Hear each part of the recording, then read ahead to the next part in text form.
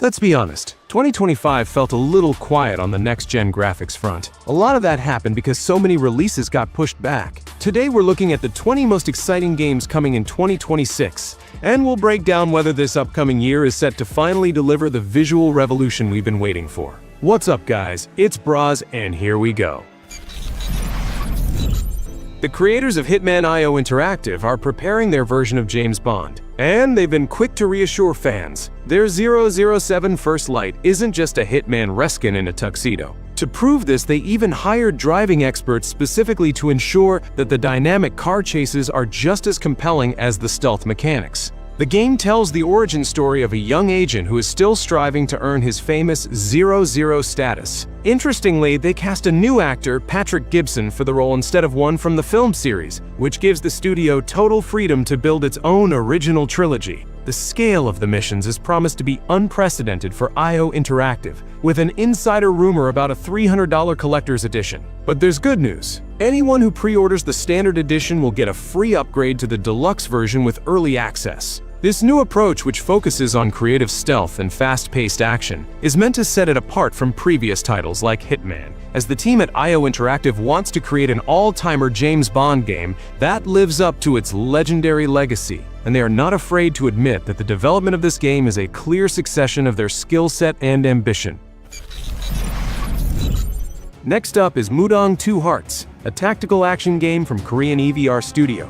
This title is inspired by classics like Splinter Cell, but brings something completely new to the genre. The story has you playing as two characters, a North Korean Special Forces soldier and a K-pop idol. It sounds wild, but this contrast is the foundation of the entire narrative. To achieve maximum realism, the developers used real Korean Special Forces members for motion capture, which is impressive in its own right. The game, already nicknamed Korean Sam Fisher, meets Blackpink by the gaming community, is set in a near future where the two Koreas have reunited, but peace is far from certain, and the world is more fragile than ever. The protagonist, Special Agent Ji Jong-tae, must solve a series of terrorist attacks allegedly planned by the mysterious organization called Bilmuban, and it is during his investigation that he stumbles upon a K-pop idol named Gavi, who turns out to be at the center of the entire conspiracy.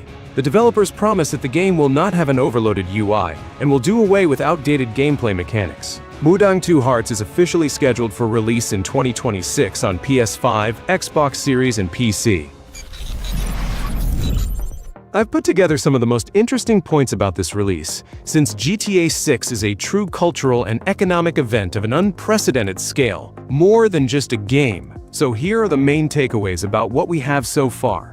In terms of development, it's been nearly 13 years, with a budget of around $2 billion, which is also intended for the long-term online service. This is more than any Hollywood blockbuster in history. Several thousand employees have been involved worldwide. There's information that, at its peak, this number reached 6,000 people. For comparison, Red Dead Redemption 2 had about 2,000 employees. As for the game itself, we'll get the largest and most diverse map ever created by Rockstar in the fictional state of Leonida, a parody of Florida with its main city of Vice City, which copies Miami. While previous GTA games parodied a specific era, like Vice City in the 80s, GTA 6 is clearly focused on satirizing contemporary culture in real time, with direct references to social media influencers and memes. The main protagonists are a duo inspired by the criminal romance of Bonnie and Clyde. Lucia is the first non-optional female protagonist in the series, while Jason is a former Army veteran. Now let's talk about the rumors that you don't have to believe.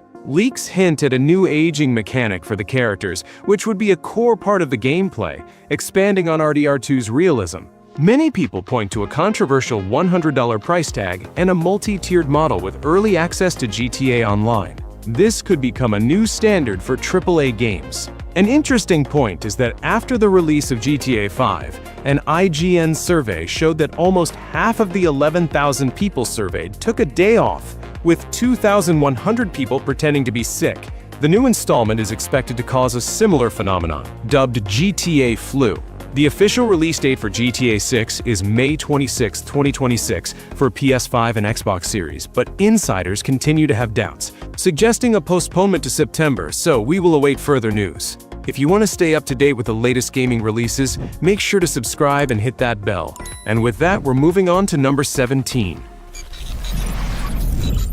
Capcom is taking the Resident Evil franchise back to its roots in a move that seems to directly address fan feedback.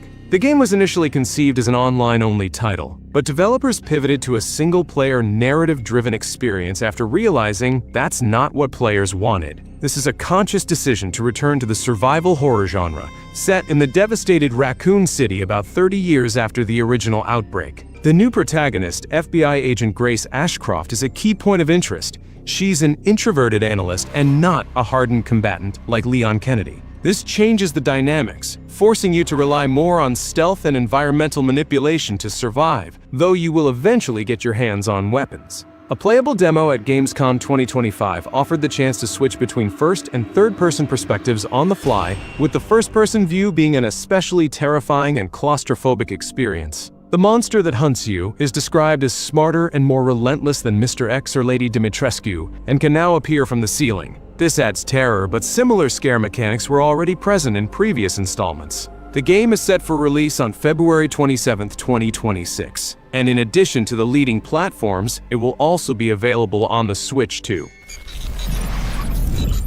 Chronicles Medieval. There's a massive new sandbox RPG on the horizon from Raw Power Games, a brand new studio staffed by over 100 industry veterans from titans like The Witcher 3, Red Dead Redemption 2, and the Assassin's Creed series. When they first showed the game off, the cinematic trailer was narrated by actor Tom Hardy himself, which immediately signaled a huge budget and high ambitions. But the most interesting story here is what happened with the studio's stance on generative AI. Back in 2022, the studio's CTO stated their 10-year goal was to rely so much on AI that they'd just be making tools that will generate the game for them. That statement stirred up a lot of controversy, and now, the company has completely changed course. In a recent statement, they officially confirmed the game is 100% handcrafted with no use of generative AI. The devs have also brought on a historical European martial arts expert to ensure the combat is authentic. The game will blend a top-down strategic map with third-person action in a way that's clearly trying to challenge the dominance of a certain beloved franchise. Many gamers who've been waiting for a true next-gen Mount and Blade should take a look at this project. Chronicles Medieval is expected to launch in early access on PC in 2026, with a full release on consoles. When you hear the name Amy Hennig, you probably think of the Uncharted trilogy. Now the legendary writer and director is back with her studio's new project, Marvel 1943: Rise of Hydra. Originally, the game was supposed to come out in 2025, but it was pushed back to early 2026. The truth is, that was probably a smart move because we've seen almost no official gameplay. What we have seen is a bunch of very early unpolished footage from a 2022 to 2023 development build that was leaked online. It showed some very rough, movement-heavy combat with Black Panther, and it was quickly dismissed by some people who didn't understand that this footage was nearly 4 years old. You know how that goes. Hennig's vision for the game is to create what she calls a shared living room experience, similar to her work on Uncharted, where the game is as fun to watch as a movie as it is to play. The story is a globe-trotting adventure starring 4 playable characters: Captain America, Black Panther, a Howling Commando named Gabriel Jones, and a Wakandan spy named Nanali, with locations like occupied Paris and the jungles of Wakanda. It's a game that's betting on a linear cinematic experience in an era of massive open worlds, which is a bold choice for a new studio. For years, gamers have been hearing about Crimson Desert, and it's a title that has been delayed multiple times since it was first announced in 2020. It was originally aimed for a late 2025 release, but the studio recently announced another delay to March 19, 2026. But here's the kicker. Pearl Abyss was very upfront about the reason for this latest delay, stating that active development is actually complete, and the delay was a strategic decision to give them more time for logistics like localization and console certification. The move, as many have noted, strategically places the game ahead of the launch of GTA 6 in May 2026, giving it some much-needed breathing room and showing a clear understanding of the market. But the real kicker is what happened behind the scenes. According to reports, Pearl Abyss rejected a timed exclusivity deal from Sony. Sony apparently was so impressed with the game's potential that they even compared its atmosphere to Ghost of Tsushima. The studio chose instead to self-publish, which is a huge bet on themselves to reach a wider audience and keep a larger share of the profits, without being tied to a single platform. Gears of War is taking us back to where it all began. E-Day is a new prequel from the Coalition that takes us back 14 years before the original game to the day the Locust emerged. This isn't a remake, but a completely new story, starring younger versions of Marcus Fenix and Dom Santiago, with both original voice actors reprising their roles. The creative director has said that they're specifically trying to return to the series' horror roots, reframing the Locust as living nightmares seen through the eyes of people encountering them for the very first time. The Coalition is a flagship first-party studio for Xbox and the global leader in Unreal Engine development. E-Day is being built on UE5, an engine that has a reputation for major optimization problems and poor performance in other games. Because of this, the gaming community is watching this release very closely. The Coalition has been tasked with creating a game that feels both truly new and authentically Gears, and its success will largely be judged by whether they can deliver a technically sound experience that sets a new benchmark for what Unreal Engine 5 can do. Gears of War E-Day is coming to Xbox Series and PC, and will be included with Xbox Game Pass. The names James Olin and Drew Karpyshyn are legendary in the world of RPGs. Now, this band of BioWare veterans has founded a new studio, Archetype Entertainment, and their first project is the sci-fi action RPG Exodus. Karpyshyn himself, the lead writer for the first two Mass Effect games, said that his passion for game development had been rekindled at the new studio. For many, this is a spiritual successor to classic BioWare RPGs from the people who defined the genre. But what really makes the game unique is its core mechanic. It's built around a time dilation system, a classic sci-fi trope where, due to relativistic space travel, only months pass for the player while decades or even centuries pass for everyone else. And this is a fundamental part of the gameplay. For example, a faction you helped on one mission could be extinct by the time you return from a longer one. This elevates player choices to a whole new level of consequence, making every decision feel weighty in a way that's very rare in modern RPGs. And yes, the game features a key character voiced by none other than Matthew McConaughey. When the first trailer for Phantom Blade Zero dropped, it immediately broke the internet. The game is a kung fu punk action RPG from Chinese studio S-Game, and it has a unique story behind its development. The director Soulframe Leong originally envisioned a much smaller game, but after that reaction, he made the call to increase the scale to a full AAA title. This is a studio that's now making a massive high-stakes bet on itself. The combat system, built on real Chinese martial arts and developed with help from martial arts instructors, is described as fast and fluid, and having drawn comparisons to Sekiro. But unlike a typical Souls-like, there is no stamina bar, and the game's combat is designed to be more aggressive and kinetic. This is a controversial choice for some purists, but it shows the studio is not afraid to break genre conventions. While the main story is only 30 to 40 hours, the developers claim that you will likely only see about 40% of the content on your first playthrough, which suggests a huge amount of optional missions and side content hidden in the game's semi-open world. Phantom Blade Zero is coming to PS5 and PC, and the specific release date was promised to be announced at the end of 2025. The original Fable was known for its whimsical charm, and the big challenge for the new studio is living up to that legacy. It's a highly anticipated reboot from Playground Games, a studio with a flawless track record of making stunning open-world racing games with the Forza Horizon series, but with no experience making an action RPG of this scale. The game was delayed from its initial 2025 launch window to sometime in 2026. The most heated conversations around Fable often happen online, with a vocal minority of players calling the game woke because of its female protagonist or the presence of non-white characters in a European fantasy setting. But here's the thing, this isn't a new direction for the Fable franchise at all. The very first game, released way back in 2004, included gay marriage and characters of color like Whisper, so those concerns are based on a fundamental misunderstanding of the series' history. The real underlying question is whether a studio known for building beautiful driving sandboxes can capture the unique, whimsical, and often satirical charm of the original Fable games, where your choices have strange, visible consequences. The game will be an Xbox console exclusive, available on PC, and included with Xbox Game Pass.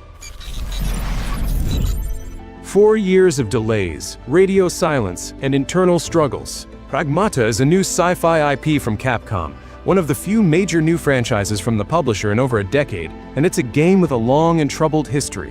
It was originally announced for a 2022 release but was repeatedly delayed until Capcom finally went silent on the project. Now it's officially set for 2026 with a self-aware post-it note in a recent trailer that literally says 2026, it's real.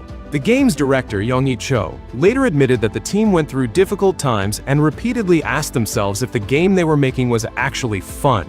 It's a project that is a testament to the developers' persistence in the face of immense creative doubt. On top of that, the game itself aims to break the rules of third-person shooters, and from what we've seen, it's doing so in a big way. Its core combat mechanic requires the protagonist, Hugh, to first hack enemies with his companion Diana, before he can do any real damage to them. Pragmata is coming to PS5, Xbox Series, and PC.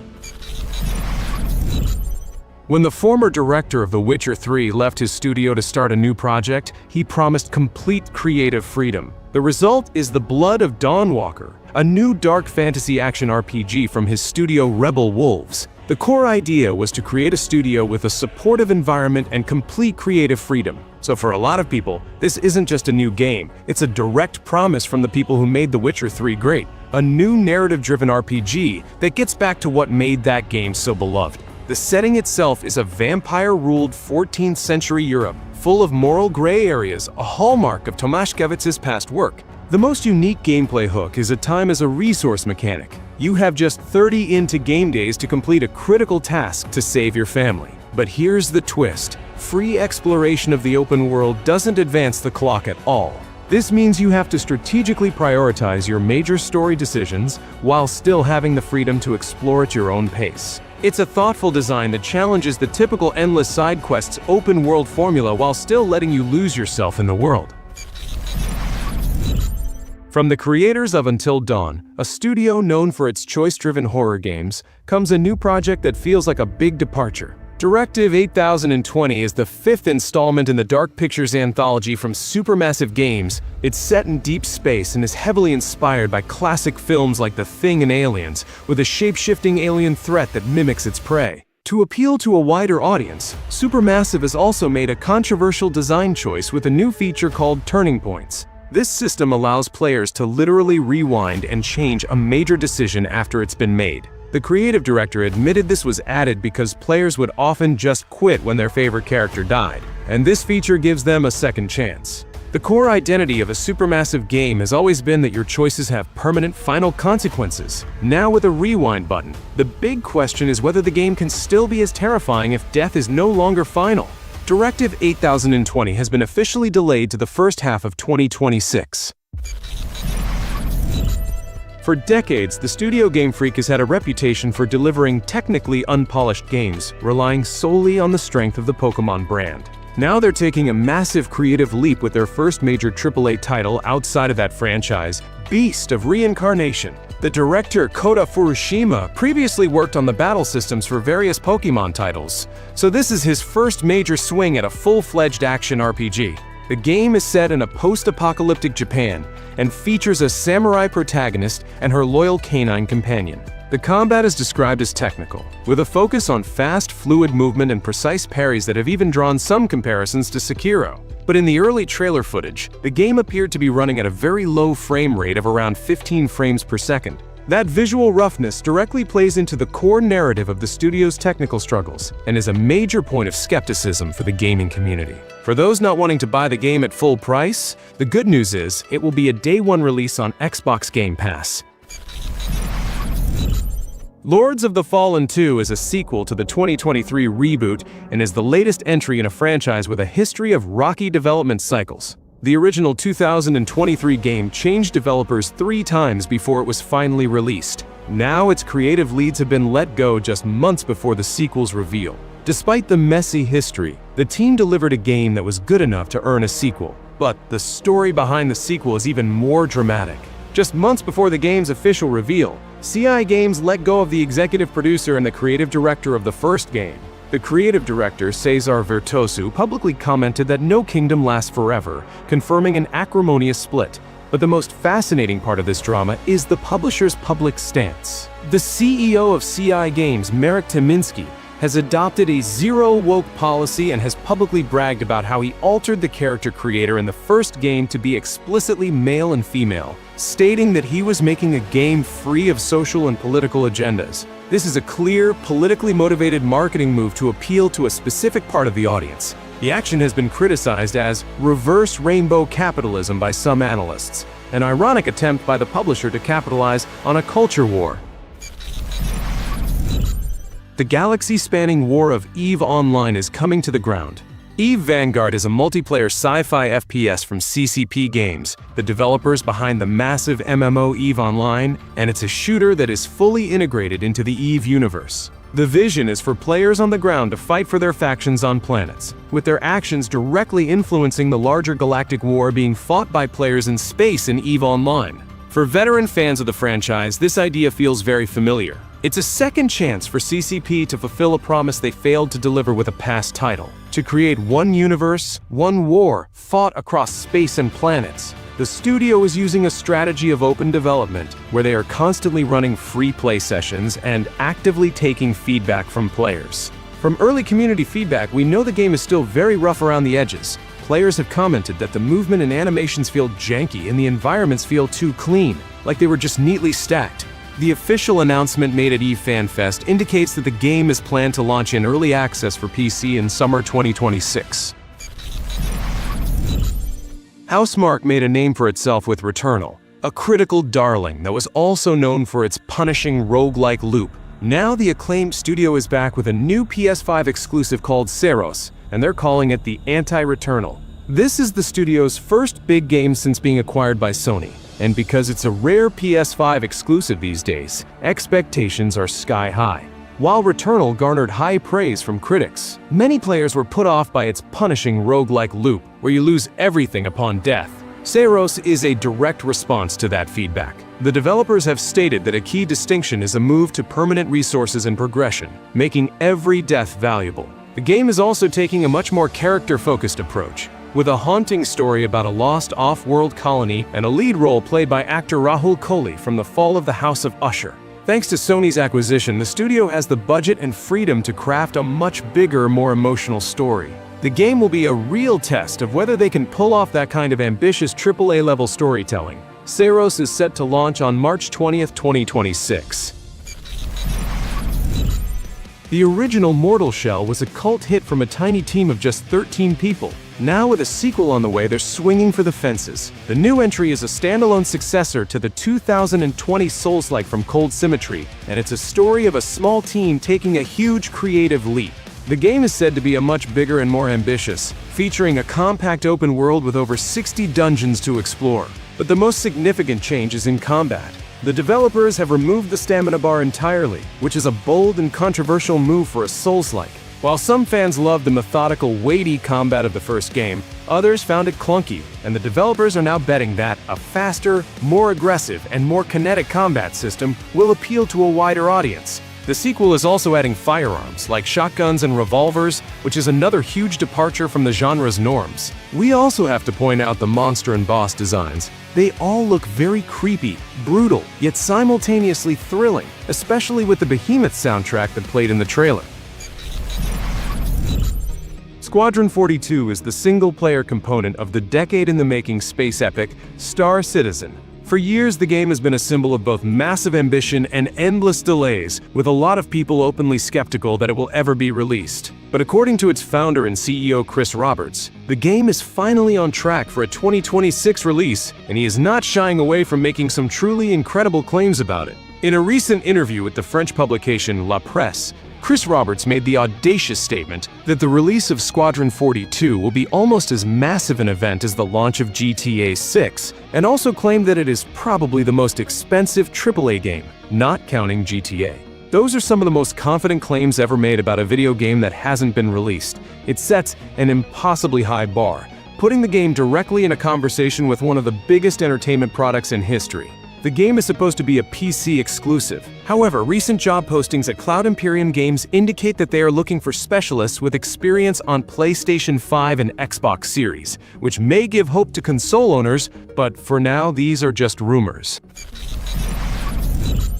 Aphelion is a new sci-fi horror IP coming from a brand new studio named Starlight Echoes. This is a team of industry veterans who previously worked on the critically acclaimed Dead Space, and they've been given the freedom to build their own vision from the ground up. The developers have been very quiet about the details of Aphelion, but what we do know is that they're focusing on a unique core gameplay mechanic that they've been calling the gravitational manipulation system. In a genre that can often feel like a simple cover shooter, this system will allow players to use gravity to solve puzzles, navigate environments, and strategically disarm enemies by lifting them or throwing objects at them from a distance. The game is a story about loss and isolation, where the protagonist is the last survivor on a derelict space station, and the player must decide whether to escape or uncover the dark cosmic horror that took the rest of the crew. Aphelion is expected to launch on major platforms and will be available day one on Xbox Game Pass.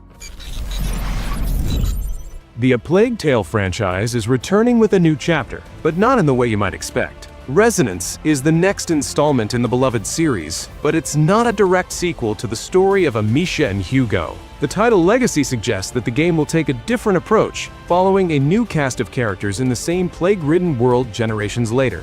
The rumor is that the game will leave behind the supernatural elements that dominated the last two entries and focus on a much more grounded story of survival and human conflict. It's returning to the franchise's roots as a stealth and survival game. It aims to deliver a much more raw and gritty experience without the protagonist's special powers. This new chapter will still feature the same breathtaking visuals and environmental storytelling that the series is famous for, with a new protagonist who must navigate a world on the brink of collapse. The goal is to provide a new perspective on the beloved universe and explore the dark history of the plague, perhaps even revealing its true origins. Like its predecessor, this game will be available on Xbox Game Pass in 2026.